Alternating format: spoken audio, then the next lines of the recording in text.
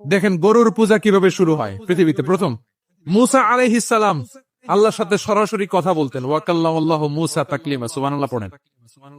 আওয়াজ তুলে সবাই বলেন সুবহানাল্লাহ। এখন বনি ইসরাইল হচ্ছে পৃথিবীর সবচেয়ে গোয়ার জাতি। তারা বলে মুসা, তুমি যে আল্লাহর সাথে কথা বলো আমরা তো দেখি না, তুমি যে কথা বলো আমরা তো শুনি না, তো কি করতে হবে? বনি ইসরাইল বলে আমাদের মধ্য থেকে 70 জন নিয়ে যাইতে হবে তোর পারে। ওরা আইসা যদি কয় হ্যাঁ আমরা শুনছি, তাহলে বিশ্বাস করবো। কত বড় ডাকাত দেখছেন বনি ইসরাইল। এদের চেয়ে গোয়ার জাতি নাই। এত গোয়ার তুমি করেছো মুসা আলাইহিস সালামের সাথে। তুমি যে আল্লাহর সাথে কথা বলো আমরা তো দেখি, কি করব? 70 জন আমাদের বন্ধু বান্ধব যে যদি দেখে তারা বললে ওকে আস, 70 জন আস। 70 জন নিয়ে গেল। মুসা আলাইহিস সালাম হারুন আলাইহিস সালামকে খেলাফা দিয়ে গেলেন, আল্লাহ ওনাকে নবী বানালেন। মুসা আলাইহিস সালাম বললেন, হারুন খবরদার, বনি ইসরায়েলের মধ্যে তাওহীদের বাণী প্রচার করবা, ঐক্য ধরে রাখবা, বিচ্ছিন্ন হতে দিবা না। চলে গেছে। এইদিকে বনি ইসরায়েলের এক দুষ্ট লোক ছিল, নাম সামিরি। কি নাম? সামিরি। সে সবাই রে বললো তোমাদের স্বর্ণগুলো ফালাও। স্বর্ণগুলো ফেললো, বনি ইসরায়েলের স্বর্ণগুলোকে গলিয়ে সে একটা গরুর বাচ্চা বানালো। গোবৎস। কিসের বাচ্চা? দেখেন গরুর পূজা কিভাবে শুরু হয় পৃথিবীতে প্রথম। গোবৎস পূজা, গরুর বাচ্চার পূজা কিভাবে? সে স্বর্ণগলি গরুর বাচ্চা করে জিবরাইল আলাইহিস সালাম যে জমিনে এসেছিলেন, ওই ফেরেশতার পায়ের নিচে একটু মাটি সে বুদ্ধি করে প্যাকেটে রেখে দিয়েছিল। সে গরুর বাচ্চা বানায় স্বর্ণ দিয়ে গলিয়ে ওই মাটি এটার মধ্যে ঢুকাই দিছে বেলকি দেওয়ার জন্য। স্বর্ণ দিয়ে বানানো গোবৎস গরুর বাচ্চার গায়ে যখন সেই মাটি ছুড়ে দেয়া হলো, এখন বাছুরের ভেতর থেকে ভ্যাঁ ভ্যাঁ আওয়াজ আসতেছে। কি আসতেছে? সবাই তো অবাক। সামিরি বলে, আরে তোমরা যে 70 জন দিয়ে মুসা আলাইহিস সালাম রে পাঠাইছো, ওইদিকে এত ঘুরতেছে, আল্লাহ রে খুঁজে পায় না, আল্লাহ তো এটার ভিতরে ঢুকছে। নাউজুবিল্লাহ বলবেন না? তোমরা যে 70 জন দিয়ে পাঠাইলা, 70 জন নিয়ে মুসা আলাইহিস সালাম খালি ঘুরতেছে, আল্লাহ রে পায় না। পাবে কেমনে? আল্লাহ তো নাউজুবিল্লাহ এটার ভিতরে। সেজদা দাও। এই সেজদা দিয়ে গেল। আল্লাহর নবী হারুন আলাইহিস সালাম বললেন, খবরদার, এটা সুস্পষ্ট শিরক। আল্লাহ সব গুনাহ মাফ করে, শিরকের গুনাহ মাফ করে না। খবরদার, তোমরা থামো। কে শোনে কার কথা? এটা যেমন এখন আমরা, আপনারা আমার কথা শুনতেছেন না? শুনতেছেন? হারুন আলাইহিস সালাম বললেন, খবরদার, এই শিরকি কাজে তোমরা সংযুক্ত হয়েও না। তোমাদেরকে কি মনে নাই আমার ভাই মুসা আলাইহিস সালাম কি বলছে? আল্লাহ শিরক মাফ করে না। খবরদার, শিরক করো না, আল্লাহরে ভয় করো। হারুন আলাইহিস সালাম তাদেরকে বুঝালেন, শিরক করো না, আল্লাহরে ভয় করো। শুধু এতটুকুই তিনি বুঝালেন, দাওয়াতি কাজ পালন করলেন, কিন্তু প্রতিরোধ করেন নাই, সশস্ত্র সংগ্রামে লিপ্ত হন নাই, বাধা দেন নাই। কারণ গৃহযুদ্ধ বেঁধে যেতে পারে। উনি ভাবলেন, আমি যদি আমার বাহিনী নিয়ে দাওয়াত দেওয়ার সাথে সাথে প্রতিরোধ করি, আক্রমণ করি, ওরাও আমারে আক্রমণ করবে, ব্লাডশিট হবে, রক্তপাত।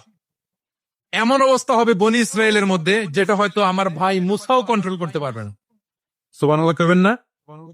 এক একজন নবীকে আল্লাহ তাআলা কি ইন্টেলেক্ট দিয়ে পাঠিয়েছেন। তিনি ভাবলেন, আমি দাওয়াতি কাজটাই করি, এটা যে হারাম এটা থেকে শুধু বারণ করি, কিন্তু প্রতিরোধ না করি। আমি যদি ঐক্য ধরে রাখতে পারি, বাকিটা আমার ভাই সামলে নিবে। সুবহানাল্লাহ। হারুন আলাইহিস সালাম প্রতিরোধ করলেন না। বনি ইসরায়েলের মধ্যে গৃহযুদ্ধ বেঁধে যাওয়ার আশঙ্কায় প্রতিরোধ করলেন না, আক্রমণ করলেন না, শুধু দাওয়াত দিলেন। ইন দা মিন টাইম মুসা আলাইহিস সালাম আল্লাহর সাথে কথা বলে যখন ফিরে আসলেন, দেখলেন বনি ইসরায়েলের অধিকাংশ লোক মুশরিক হয়ে গেছে। মুশরিক হয়ে গেছে। মুসা আলাইহিস সালাম রেগে গেলেন। রেগে প্রথমে বনি ইসরায়েলদেরকে অ্যাটাক না করে ভাইয়ের দাড়ি ধরলেন। হারুন আলাইহিস সালামের দাড়ি আর চুল। মেজাজি নবী ছিলেন। হারুন, তুমি কি করলা? তোমার কি দায়িত্ব দিয়ে গেলা? তুমি কি করলা? তুমি থাকতে বনি ইসরায়েল কেমন করে শিরকের কাজে নিমজ্জিত হয়ে যায়? সাইয়েদনা হারুন আলাইহিস সালাম বললেন, ইন্নী, কোরআন সাক্ষী, কোরআন থেকে কোট করছি, ইন্নী খাশীতু আন তাকুলা ফাররাকতা বাইনা বনি ইসরাঈল ওয়া লাম তারকুব কওলি। ও আমার ভাই, আমার দাড়ি ধরবেন না, আমার মারবেন না।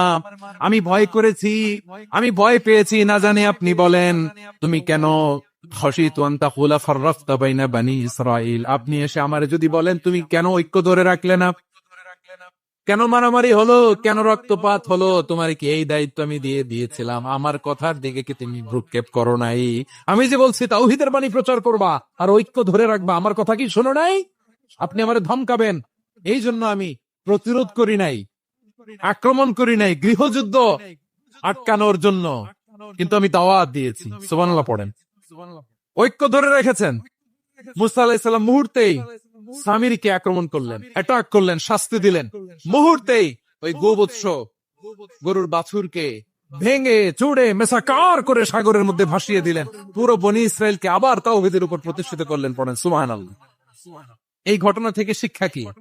শিক্ষা হচ্ছে আপনি শিরকের আড্ডাখানা দেখলেও বৃহৎ স্বার্থে তাওহীদের দাওয়াত দিবেন, প্রয়োজনে আপনি ঐক্য নষ্ট করবেন না। সুবহানাল্লাহ পড়বেন না? তাহলে ঐক্যের গুরুত্ব বেশি না কম বলেন? আওয়াজ করে বলেন। ওয়াতাসিমু বিহাবলিল্লাহি জামিআ, আল্লাহর রশিকে আঁকড়ে ধরো। ওয়ালা তাফাররাকু, তোমরা বিচ্ছিন্ন হয়ো না। পেকুয়ার ভাইরা আওয়াজ করে বলেন তো আদেশটা কার? এখন বলেন আমাদের ঐক্যবদ্ধ জীবনের দরকার আছে না নাই? এই যে ডক্টর মোহাম্মদ ইউনূস আমাদের লিডার, উনি যে আমাদেরকে জাতীয় ঐক্যের আহ্বান জানিয়েছে, ওনার আহ্বানে আমাদের সাড়া দেওয়ার দরকার আছে না নাই? রাজনীতিবিদদের যে ডাকছে খুশি লাগে নাই আপনার? আলেমদের ডাকছে খুশি লাগে নাই? আলহামদুলিল্লাহ বলবেন না? আলহামদুলিল্লাহ, সবাইকে ডেকেছে, ঐক্যবদ্ধ করেছে। আমরা ঐক্যবদ্ধ থাকতে চাই, আমরা ঐক্যবদ্ধ জীবন চাই, আমরা আর কাদা ছড়াছড়ি করতে চাই না। রাজি আছেন সবাই? এখন আমরা যদি ঐক্য নষ্ট করি আমাদের কি কি সমস্যা, কি ক্ষতি, কি কুফল? অনৈক্যের কুফল কি?